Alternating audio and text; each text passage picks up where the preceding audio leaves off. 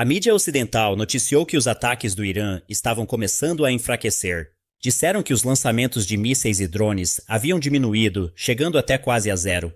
Mas os fatos são exatamente o oposto. Nas últimas semanas de março, o Irã ainda lançava de 80 a 100 mísseis e drones todos os dias. Isso significa que não é um sinal de enfraquecimento. É um sinal de que eles ainda têm estoques, capacidade e estratégias que ainda não se esgotaram.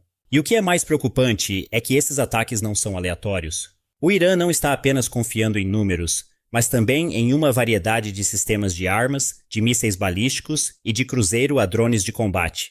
Cada tipo tem um papel diferente.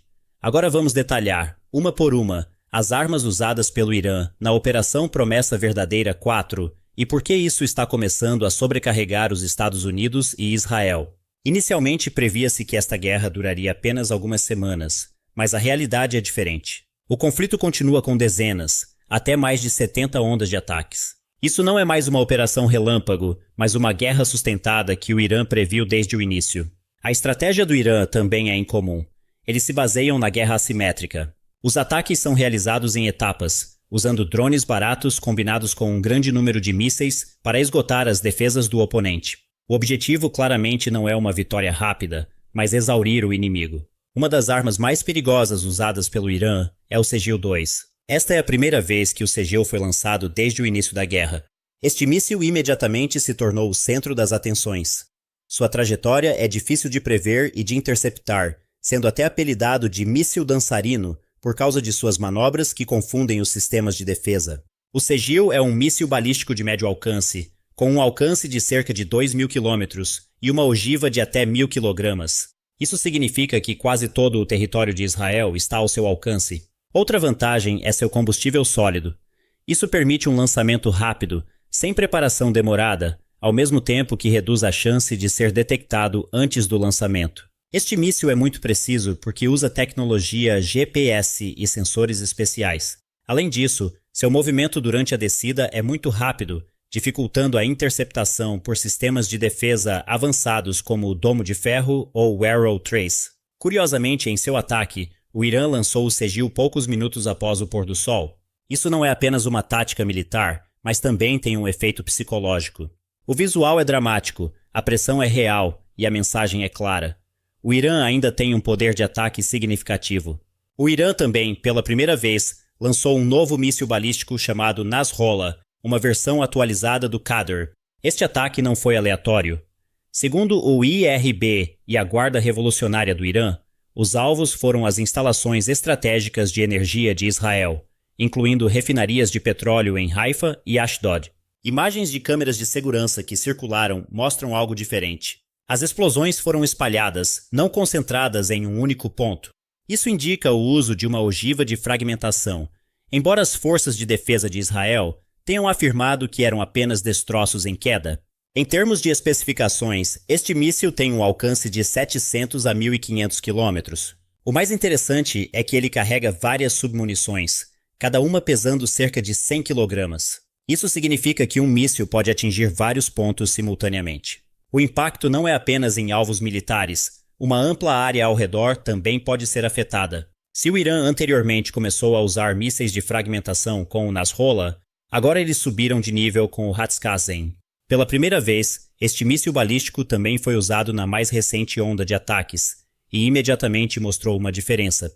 Com um alcance de cerca de 1.400 km e uma ogiva de 500 kg, o Hatz-Qassem pode atingir alvos estratégicos, incluindo bases militares americanas na região, colocando mais pressão sobre os Estados Unidos. Mas o que é mais preocupante é a sua velocidade, atingindo de Mach 11 a Mach 12. Isso é combinado com sua capacidade de manobrar na fase terminal, graças a aletas aerodinâmicas.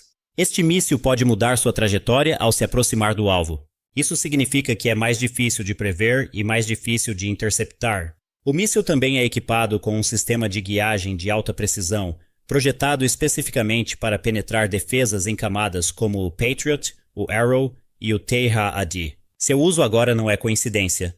É um sinal. O Irã vê uma brecha nas defesas do oponente e está começando a testar até onde pode penetrá-la. Se o Hatz-Qassem já demonstrou velocidade extrema, o Irã ainda tem outra carta na manga, o Fatah 1. Este míssil tem recebido a maior parte da atenção porque suas características de ataque são diferentes.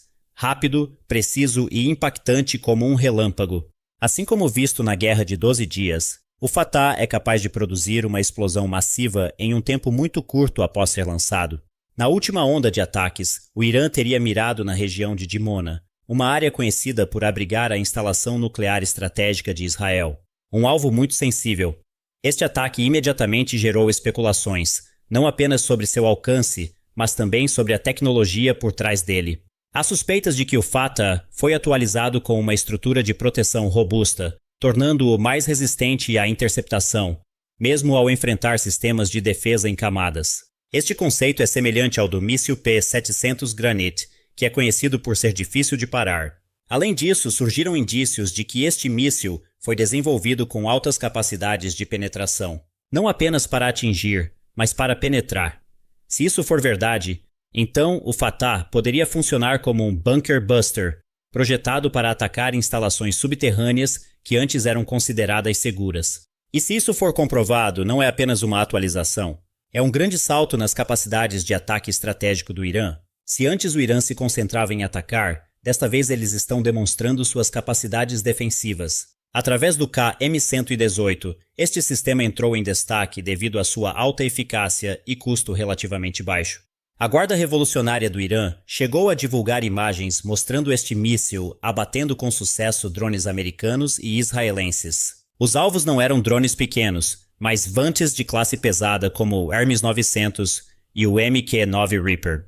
Em termos de especificações, o KM-118 tem um alcance de cerca de 25 km.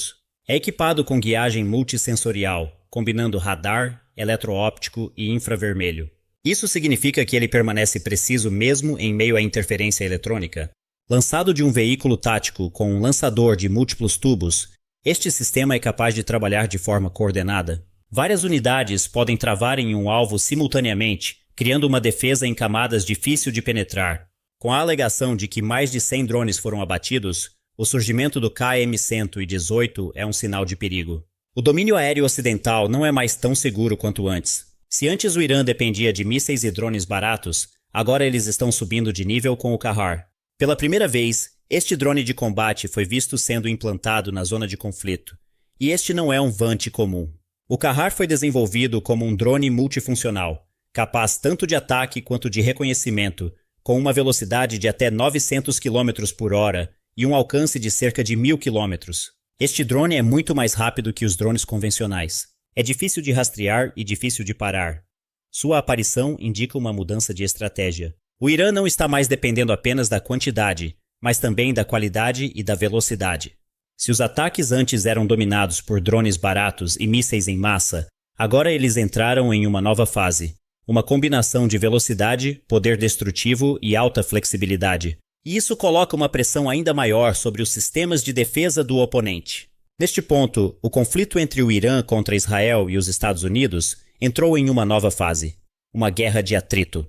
Uma guerra que drena forças através de alta intensidade. Não se trata mais de um único grande ataque, mas de ataques contínuos em escala massiva. As baixas do lado dos Estados Unidos chegaram às dezenas. O mesmo vale para Israel.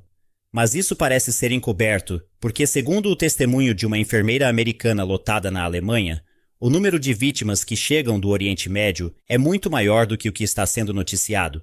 Desde o início do conflito, o Irã lançou de centenas a milhares de mísseis e drones contra vários alvos, que vão desde militares e de energia até infraestrutura estratégica. E apesar de receber ataques de retaliação, a capacidade ofensiva do Irã não entrou em colapso. Relatórios indicam que quase metade de seus lançadores de mísseis ainda estão operacionais.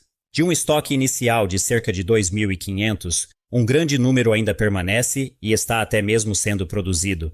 A estratégia é clara: saturação, combinando mísseis balísticos e drones baratos para esgotar as defesas do oponente. Por outro lado, o impacto começa a ser sentido pelos Estados Unidos e por Israel. Em um período, centenas de projéteis foram lançados. Em um único dia, o número pode passar de 140. A pressão é extraordinária. O que também é mais preocupante é a condição das defesas aéreas. Sistemas como o Domo de Ferro, o Arrow e o THAAD estão trabalhando sem parar. Cada interceptação custa muito caro e o estoque de interceptadores está sendo continuamente esgotado. Se isso continuar, um ponto crítico é apenas uma questão de tempo. Em última análise, esta guerra está se transformando em uma corrida logística. Quem ficará sem munição primeiro? E com o conflito começando a se espalhar para várias regiões, o mundo agora enfrenta um grande risco: uma guerra regional muito mais ampla e mais difícil de parar.